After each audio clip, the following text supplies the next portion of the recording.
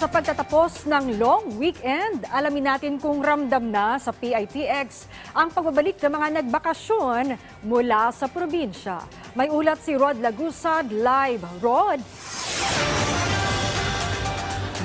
Ayon sa pamunuan ng PITX ay inaasahan nila na simula bukas ang pag-uwi ng mga pasahero na nanggaling sa iba't ibang mga probinsya. Ito ay matapos ang long weekend, kasunod na rin ng barangay at sangguniang kabataan elections at paggunita ng undas ngayong taon. Inaasahan na marami na ang magbabalikang pasahero simula bukas hanggang sa Lunes matapos ang long weekend.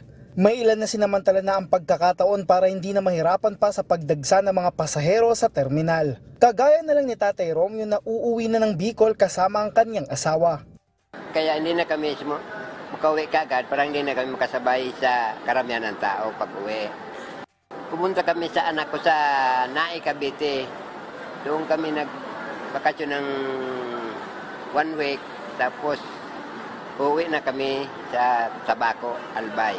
Parang hindi na kami maabala, kaya ngayon na uuwi na kami, parang hindi na makasabay sa karamihan.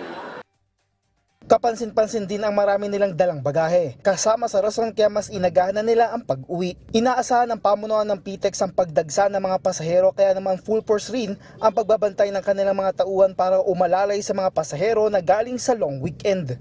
So ina-expect natin this weekend until Monday. Yun talaga ang buhos ng ating mga pasahero galing sa probinsya. Siguro mga around 160,000, no? Same number nung pinaka-highest peak natin this weekend, last weekend. Inaasahan naman natin na marami talagang babalik since yung period ng weekend to Monday, yun talaga yung bugso ng mga pabalik galing probinsya. Kahit naman patapos na ang long weekend, nananatiling naka-high alert ang terminal. Nasa bisinidad pa rin ang PNP augmentation at may mga umiikot na rin K9 units para matiyak ang seguridad ng mga pasahero. May paalala naman ang pamunuan ng terminal sa mga pasaherong babalik sa Metro Manila. Na po tayo magdala ng maraming bagahe para hindi po tayo ma-hassle pagbalik ng Metro Manila.